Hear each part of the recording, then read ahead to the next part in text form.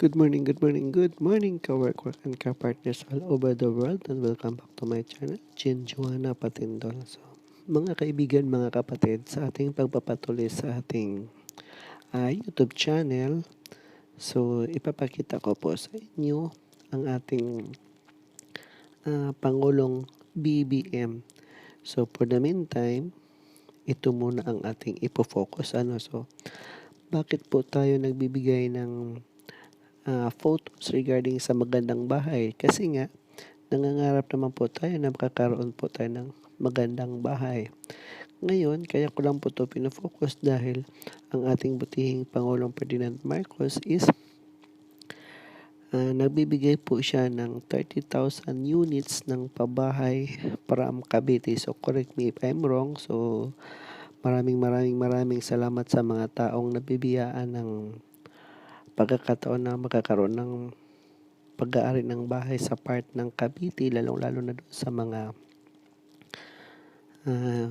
walang pagkakataon na makapag-avail ng bahay. So, kaya ko po ito pinafocus dahil nga may nakikita po tayong bagong balita na imbis na magpapahinga po ang ating mahal na Pangulong Marcos, siya po ay nasa business trip doon sa So, maaring subaybayan po natin at panoorin ang kanyang video regarding sa kanyang speech imbis na siya po ay magpapahinga. Dahil nga, paos na paos po ang kanyang boses, bagkus siya po ay nakakaroon ng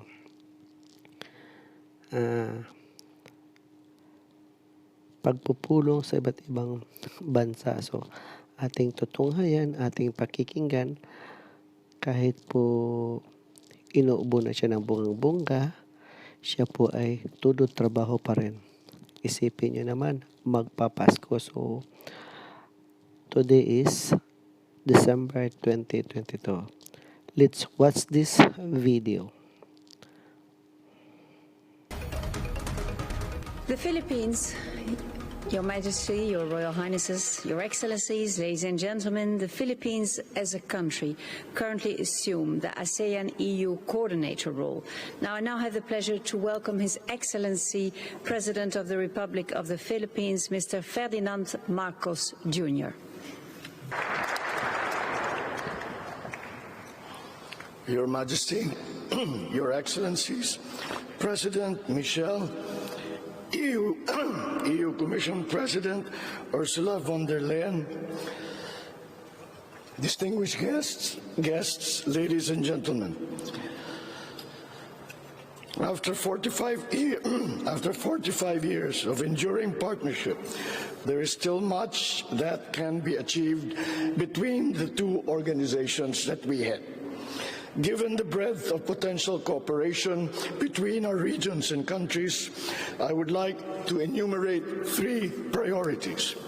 One, I look forward to closer maritime cooperation between our blocs based on the intersection of priority areas between the ASEAN outlook on the Indo-Pacific and the EU strategy for cooperation in the Indo-Pacific, underpinned by ASEAN centrality.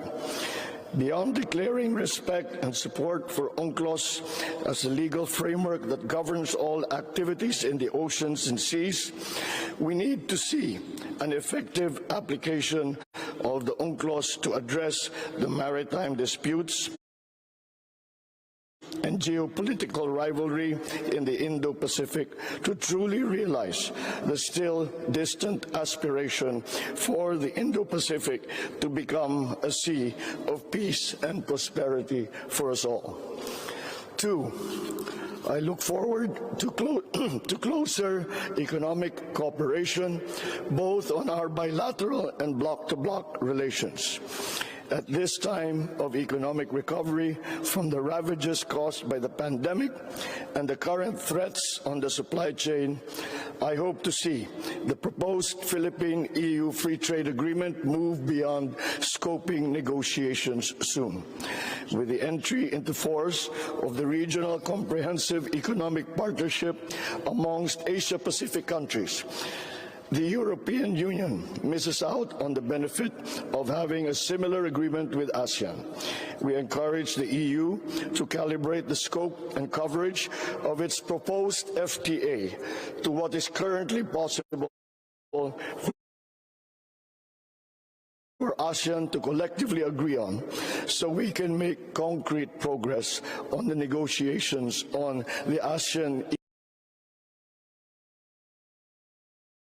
EU FTA.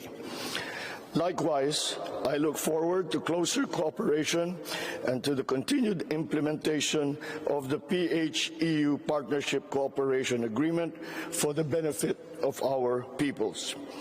And third, the world must get together to fight the effects of climate change and to ensure sustainable development.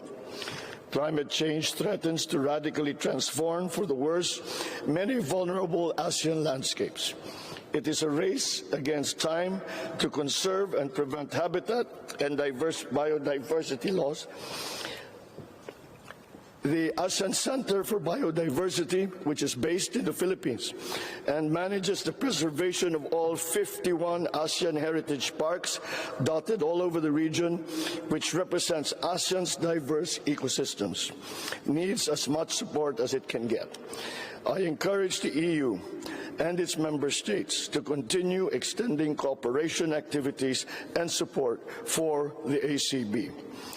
We are currently losing huge chunks of our natural resources at a rate difficult to repair and impossible to replenish in our lifetime. The ACB's work is vital in preserving and growing ASEAN's rich national heritage, which serves as a main pillar of our culture and our economy. As coordinator of the ASEAN-EU Dialogue and Green Tech and Innovation Mapping until 2024, the Philippines will vigorously pursue collaboration and coordination with the EU to meet the dialogue's aim of facilitating green technology transfer and cooperation between our regions.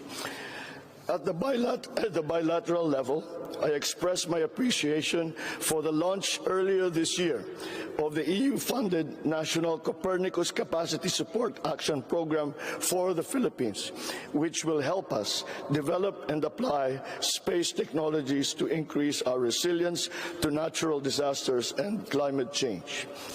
There is no problem like climate change that is so global in nature that it requires immediate and united effort.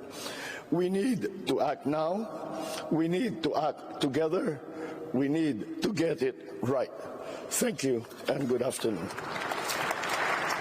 So ito na nga, 'di ba, malinaw na kahit inuubo na siya, paos na siya, pero nagpapatuloy pa rin siya sa pagbibigay ng napakagandang mensahe para sa ating mga mamamayang Pilipino, para sa kanyang pakikipag-usap sa iba't ibang bansa, para patuloy ang pagsusuporta ng bawat isa. So kung inyo po nagustuhan ng ating pag-share ng video, please thank you for watching. Don't skip the ad. Click the notification